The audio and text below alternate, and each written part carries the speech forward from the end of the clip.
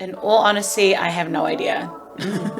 I think I'm definitely kind of going with the flow right now. I don't have like set aspirations for like a particular role at the moment. However, impact-wise, impact-wise, I guess my dream or my goal is that we made a difference somehow in our Māori Pasifika communities, and that we uplifted them in some way, and yeah.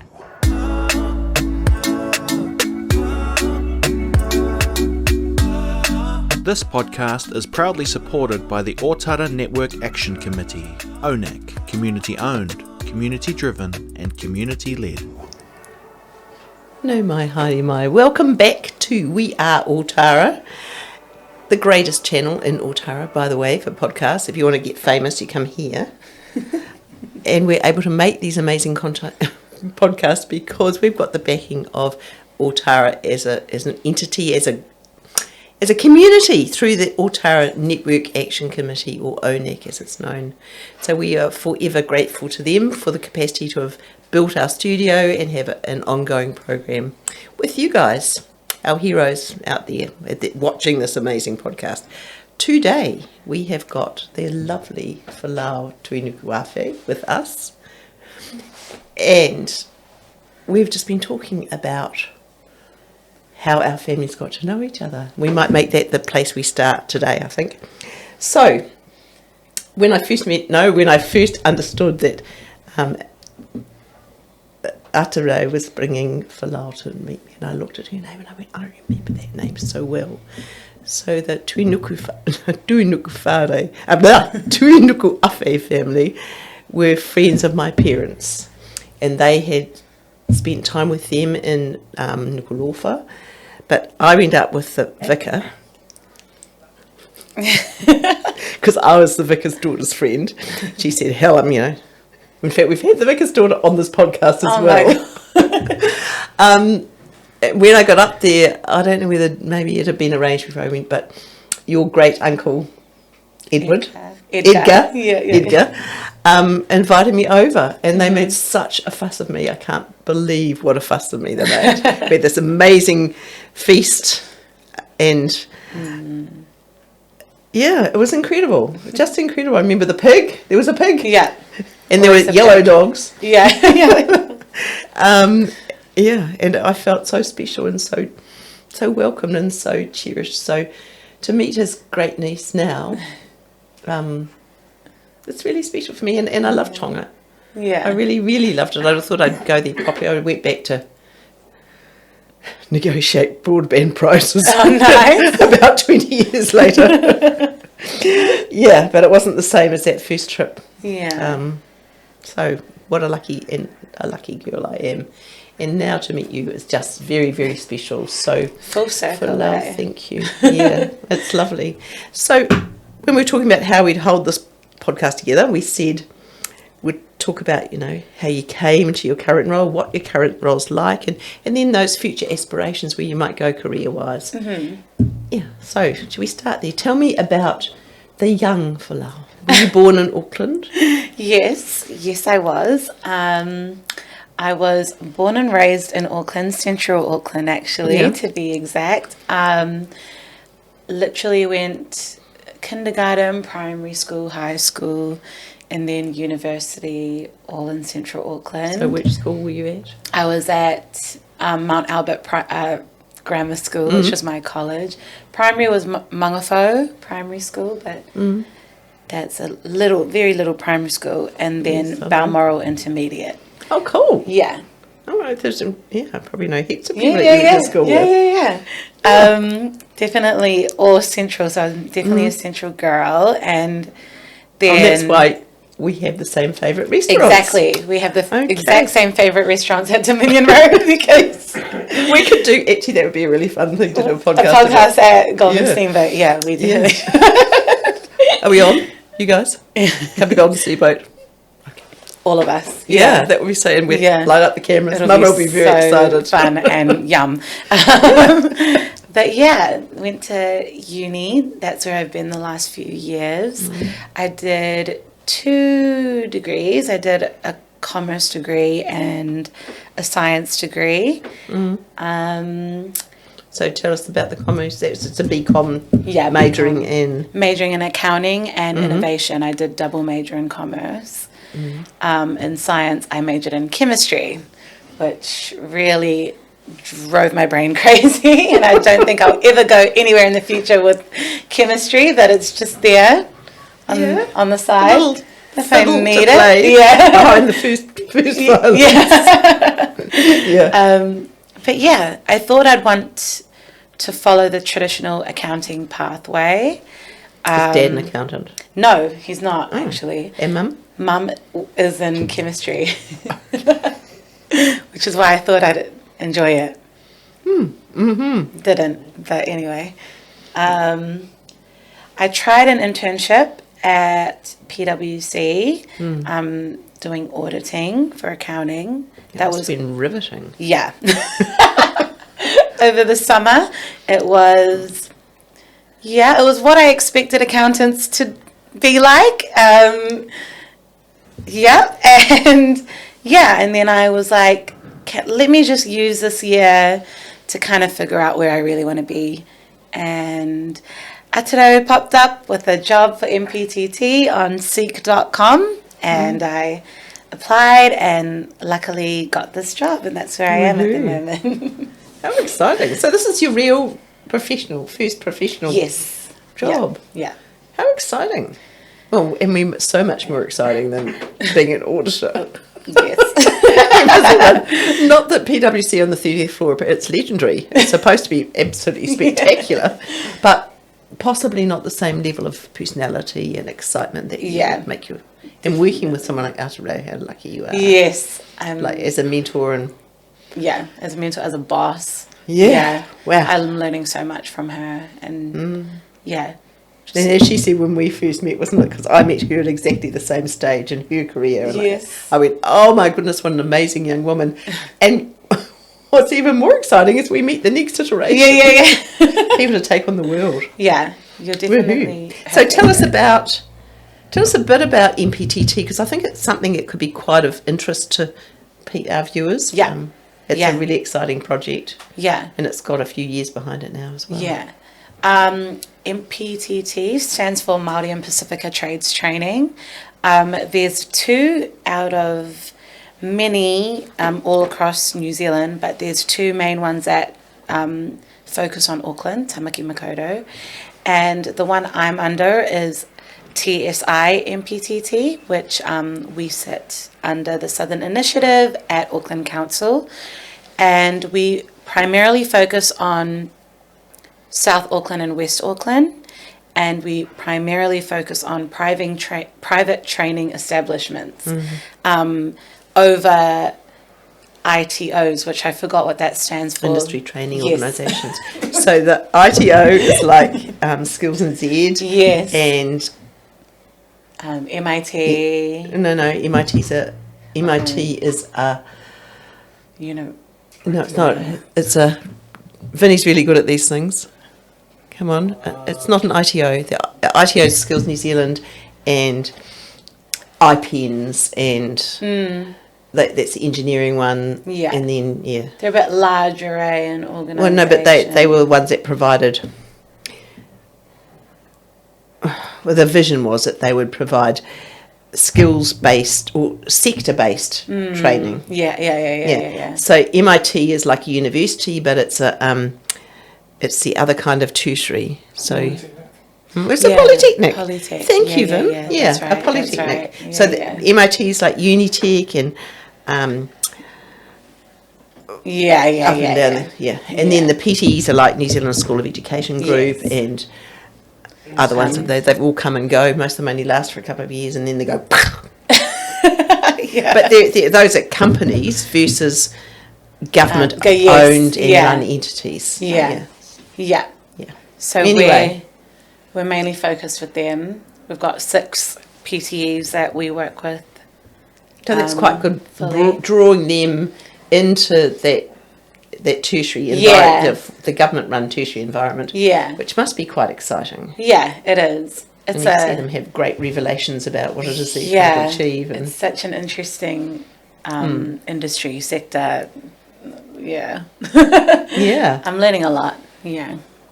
Which is cool. So that's where MPTT, and so the people that you're approaching to be part of that are obviously Māori and Pasifika, but how do you get the students to be involved? So we work alongside the PTEs to help recruit.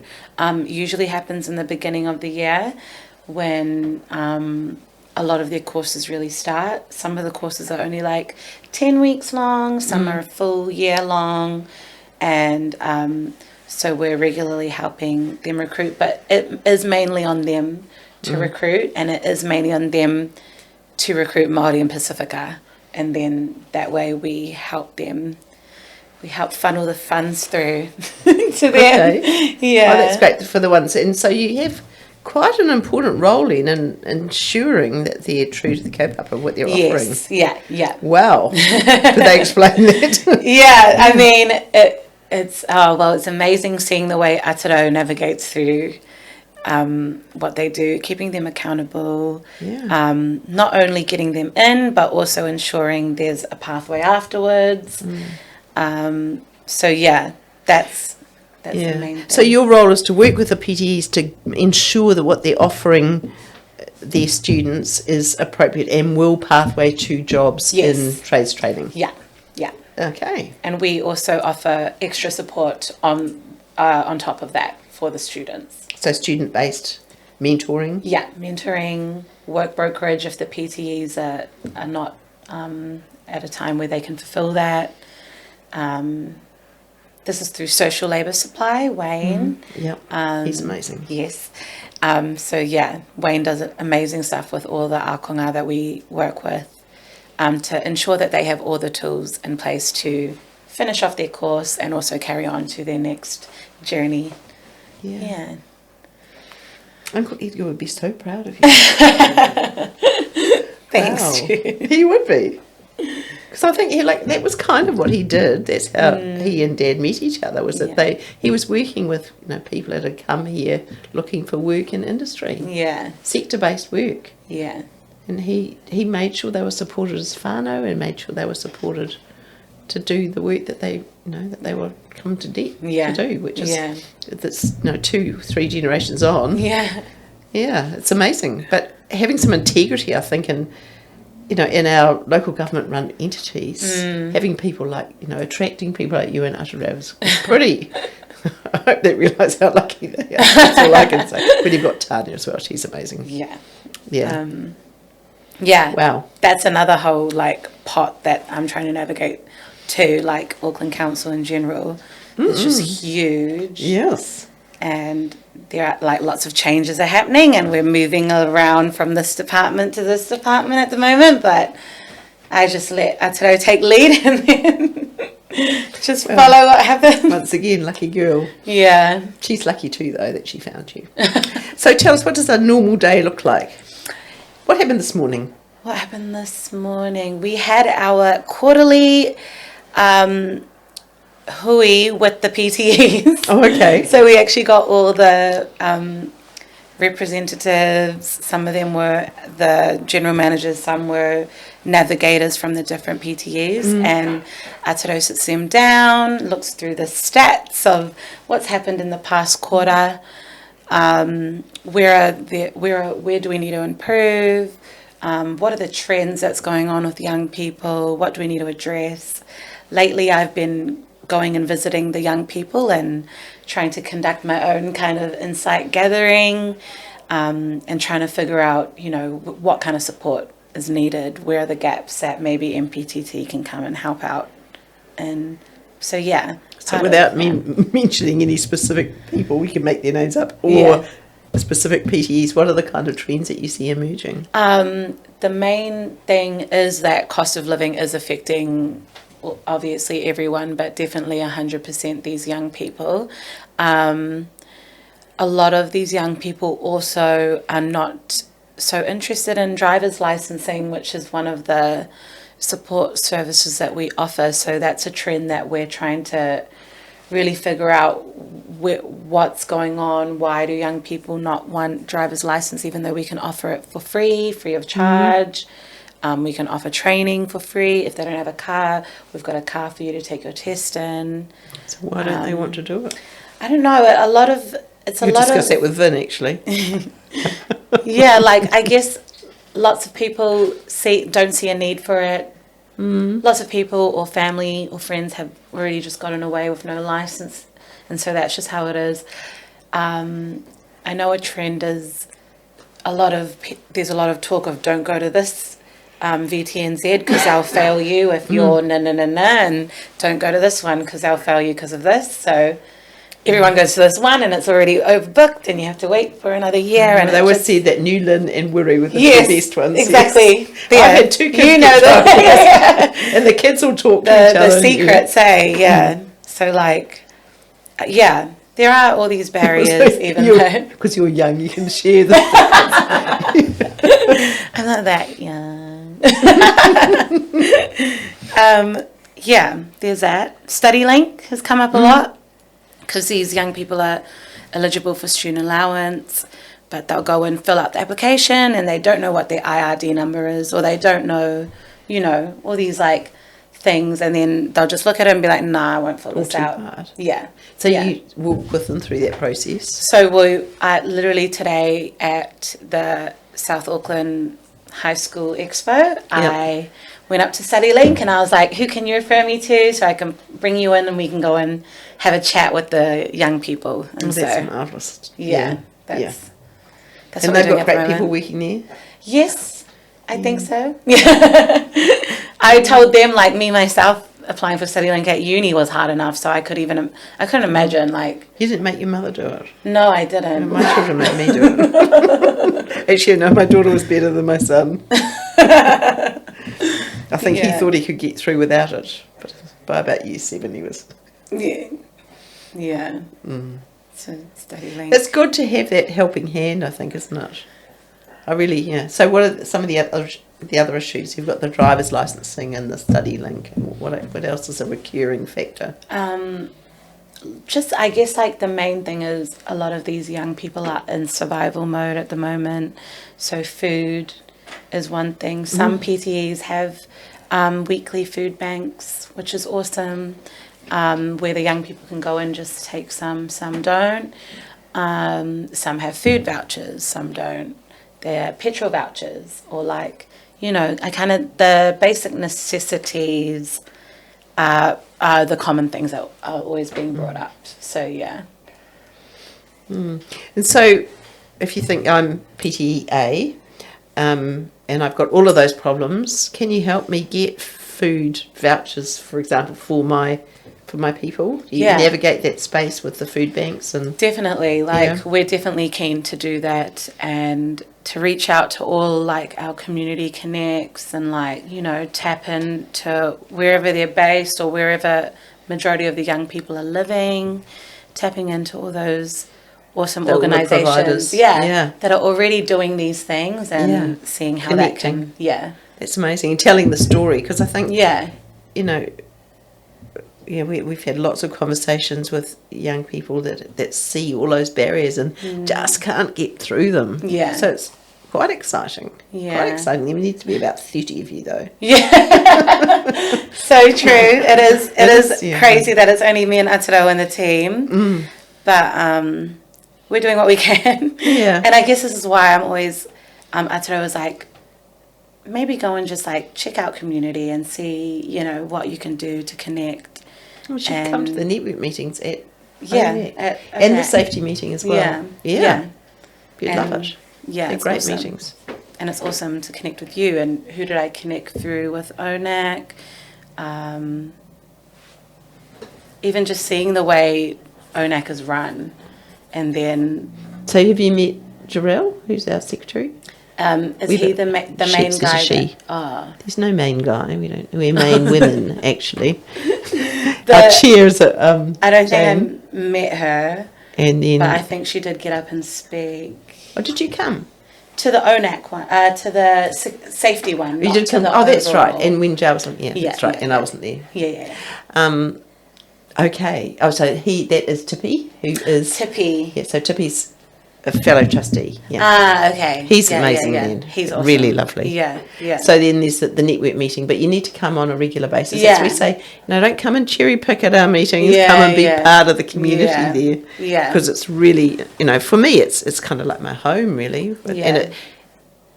And it creates a tapestry for understanding Ōtara too. Yeah. It's been around for 35 years, so you can find out who's who, what's what. Yeah. And we get together every month. Yeah. It's awesome. It's awesome to see. Well, I think, Māori has Namanga, which has been going for a similar period of time, but I think they don't have quite the same engagement. So, yeah, where are we going with your career, do you think? Yeah. In all honesty, I have no idea. I think I'm definitely kind of going with the flow right now. I don't have set aspirations for a particular role at the moment. However, impact-wise, impact-wise, I guess my dream or my goal is that we made a difference somehow in our Māori Pasifika communities, and that we uplifted them in some way. And so those are organisational goals. What's driving you? What's the thing that makes your heart beat, that makes you just feel blissfully happy? I blissfully love seeing our people excel and be amazing at what they do, and do it unapologetically and authentically as they can. So and in whatever industry or wherever they want to be in life, which I guess I know can be a struggle for different particular industries, but that's what drives me. And if this could impact even my cousins or even my family, and seeing them be great, that'd make me super happy. It's amazing. Especially when, I don't know, I don't think I had that clarity at your age. Well, maybe I did. I just got smacked back by things. I don't... Amazing clarity, really. Yeah. Beautiful clarity. But I guess that was the thing that I always say to young people, there's a couple of big things between you now and you in 20 years. And, one of them is possibly you'll have children. Yeah. And you have to figure out how you're going to do that. Yeah. And two, maybe you want to have a house to live in. Yeah. Instead of paying rent to someone else. And, how do you do that? And you sure as hell can't make the money that enable either of those two things working in community. Yeah. And maybe that's just a sad truth. But, at least you're in a situation where you can, to some extent, because working with council, at least they have the same aspirations and they still pay people. Yeah, so and that becomes, that's the reason why you'd work for a government entity, whether it's local government or central government, because you can develop those skills that are central to who you are. Yeah. And I could see that the minute I first ever met you. It's not that long ago. But, and you must, of course. You can, so therefore you must. And I think I got to that point myself, having... being pushed out of social work because I wanted to do it, and they said nah. And I thought, well, I've got 2 degrees. What's wrong with you? Yeah. And I still don't really understand. Or they did say that much rau wasn't good enough, but I don't even think they do that. I don't know. Yeah. I don't know. Anyway, it was good because you can go forward, but in navigating those things are things that you need your own support structure around you to do, and you've got your parents, and you're really lucky because lots of people don't have that background. I'm very lucky with that, and I'm also very lucky that we're in an era where council is allowing this cultural competency policy coming in, and it being actually practiced out loud in the office. Pretty unbelievable, isn't it? But it's crazy, but and people awesome. might bitch and moan about council, but goodness me, we've never seen that happen before. And it's good to see in council, because then hopefully there's that influence on other big organisations. I don't know if it will ever happen, but like, yeah, well, I guess when council's telling people to do this, they're actually practicing what they preach, and that's good to see. Yeah. So who are the strong influences of that sort of within entities, within council? Do you feel that from the Independent Māori Statutory Board, from the Pacific Council, local board? Yeah. No, not Pacific Local Board, what do they call it? I think I'm definitely feeling that influence from the Māori.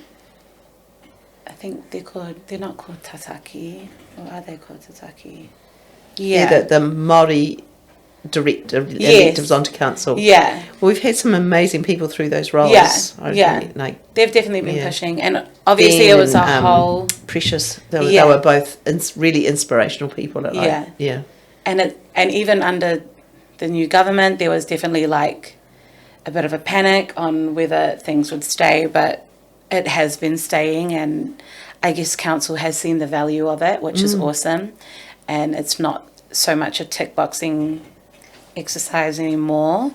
So is that sort of a recent growth, do you think, a recent maturity of the entity? These things are hard to... I mean, it could be, yeah. Yeah. It is quite exciting. Yeah. Really, I mean, it's exciting. Yeah, it is. I think it's cool also, as Atarau is my boss, she's very open to me exploring. I'm taking a te reo class that's being taught by another council employee who just decided to put, I think, her hand up and be like, yep, I'm offering these te reo classes online for Auckland Council 1 day a week for the next few weeks. And so it's cool that they have all these things. And Atarau's just like, yep, just take your time out, and then just put it in the calendar, and then I'll know when not to shove you into whatever meeting. Yeah. And yeah. That is really exciting. Yeah. And you think about the pioneers of, that part of council, and, I'm sure that Tana's had a big influence on that. 100%. Yeah. Yeah. I wasn't there when she was there, but, everyone talks about her. Everyone mentions her. Atarau looks up to her. She's definitely incredible. I just had the honour to do some strategy with her. Probably could be 10 years ago now, but it was, the depth of her experience that came out of central government that she'd brought back home. Not quite back home, but back to Auckland. Yes.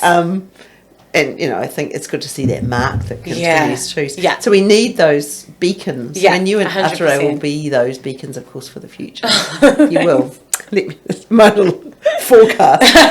Okay, so what happens? What does 20 years down the track look like? Or 30. 30's easier. Gives more wriggle room. Yeah.